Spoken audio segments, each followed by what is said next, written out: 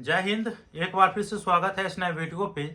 इस वीडियो के माध्यम से जो इन्फॉर्मेशन बताने वाला हूँ, सबसे पहला इन्फॉर्मेशन रहेगा जो एक्स रेगुलर वाले कैंडिडेट हैं जो पार्ट 1 के रिजल्ट का इंतजार कर रहे हैं, तो उस रिजल्ट को लेकर क्या अपडेट है।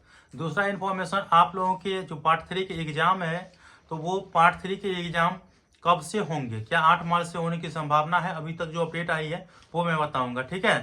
तीसरा इन्फॉर्मेशन आप लोग के इस प्रकार का इन्फॉर्मेशन था कि हमने पार्ट 3 के एग्जाम पहले दिए थे, लेकिन पेपर 5, पेपर 6, पेपर 7, पेपर 8 अर्थात मैंने सभी ऑनर्स के पेपर में क्वालिफाई कर गए हैं, लेकिन हमारा जो जीएस के एग्जाम हुआ तो उसमें हम एब्सेंट कर गए या उसमें हम फेल कर गए। तो उसका क्या होगा कि मुझे जीएस का एग्जाम देना पड़ेगा या सभी सब्जेक्ट का एग्जाम देना पड़ेगा। तो इस वीडियो के माध्यम से इन्फॉर्मेशन बता रहा हूँ। वीडियो अच्छा लगे लाइक कर लीजिएगा, चैनल को सब्सक्राइब करके और नोटिफिकेशन को ऑन करके जरूर रखिएगा। देखिए, अभी मैंने इस बात की कंफर्मेशन के लिए मैंने 2 छात्र नेता को कॉल किए, ठीक है। सबसे पहले तो जेसीपी के छात्र नेता कुणाल कुमार पांडे जी को, और इसके बाद जो है एमएसयू के छात्र नेता अमन सक्सेना को, ठीक है। और दोनों का जो जवाब आया है वो मैं आप लोगों को बता देता हूँ। तो पहले मैंने क्या बताया है कि पार्ट 1 वाले जितने भी एक्स रेगुलर वाले कैंडिडेट हैं जो रिजल्ट का इंतजार कर रहे हैं, और देखिए इन्होंने बताया कि बहुत जल्द रिजल्ट जारी हो जाएगा। और जो लोग पार्ट 1 की वजह से पार्ट 3 के एग्जामिनेशन फॉर्म फिलअप नहीं कर पा रहे हैं ना, तो उनको अलाउ कर दिया जाएगा अगर रिजल्ट में देरी हुई तो, ठीक है। तो आप लोगों को घबराना नहीं है कि हमारे पार्ट 1 के रिजल्ट के वजह से मेरा पार्ट 3 का एग्जामिनेशन फॉर्म रुका हुआ है, तो आप लोग घबराइएगा नहीं। अगर वो पार्ट 3 के एग्जाम फॉर्म भराने से पहले तक रिजल्ट नहीं जारी करता है तो सभी को अलाउ कर दिया जाएगा कि जो फेल है या प्रमोटेड है, ठीक है, तो वो पार्ट 3 के एग्जाम फॉर्म भर पाएंगे, ठीक है। ये अलाउ कर दिया जाएगा। और अगर पहले दे देता है तो आप लोग अपना रिजल्ट देख करके देख लीजिएगा, ठीक है। तो उम्मीद है कि इस महीने के 5 तारीख तक आप लोगों को रिजल्ट देखने को मिल जाए, और नहीं मिलेगा तो वही है कि सबको अलाउ कर दिया जाएगा। दूसरी बात रही कि आप लोगों के एग्जाम 8 मार्च से होंगे या नहीं होंगे।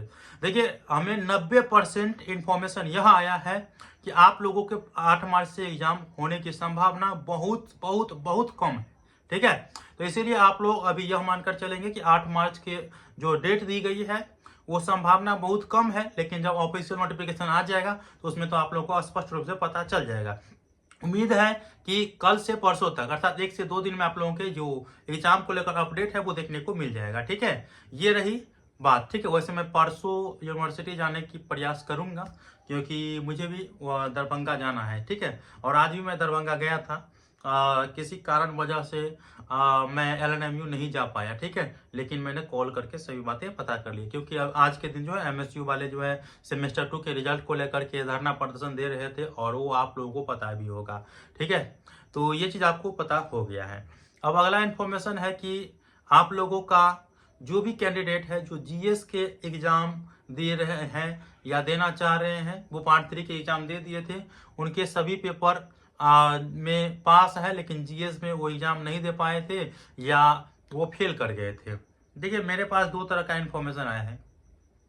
कुणाल कुमार पांडे जी स्पष्ट रूप से बता दिए कि अगर वो एग्जाम दिए नहीं है तो सभी सब्जेक्ट का एग्जाम देना पड़ेगा, ठीक है। आप चाहे ऑनर्स में पास हो गए हैं और जीएस में आप एग्जाम नहीं दिए हैं तो आपको सभी एग्जाम देना पड़ेगा।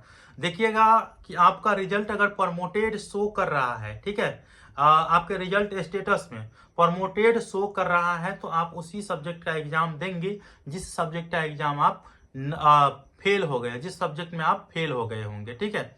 अगर आपके रिजल्ट स्टेटस में अगर फेल दिख रहा है तो आपके पार्ट 3 के सभी पेपर का एग्जाम देना पड़ेगा। इसे आप इस प्रकार से समझिए कि अगर आप जीएस के एग्जाम में अपीयर हुए थे तो आपको जीएस का एग्जाम देना पड़ेगा, ठीक है। अगर आप जीएस के एग्जाम में अपीयर नहीं हुए थे तो आपको सभी पेपर का एग्जाम देना पड़ेगा पार्ट 3 के, ठीक है। चाहे वो पेपर 5 हो, पेपर 6 हो, पेपर 7 हो, पेपर 8 हो, ठीक है, और इसके बाद जीएस हो, तो सभी का एग्जाम देना पड़ेगा। अपीयर हुए होंगे तो उसमें उसी सब्जेक्ट का एग्जाम देना पड़ेगा।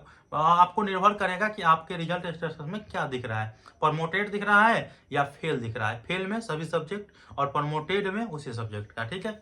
तो मुझे लगता है आप लोगों को इन्फॉर्मेशन समझ में आ गया होगा, और जो भी डाउट है मुझे बताइएगा, क्योंकि अभी समय है आप लोगों का इन्फॉर्मेशन मैं इकट्ठा करके मैं पूछने का प्रयास करूंगा और बताने का प्रयास करूंगा। इस वीडियो को लाइक कर दीजिएगा, चैनल को सब्सक्राइब कर लीजिए। मिलते हैं अगले वीडियो में, तब तक के लिए धन्यवाद।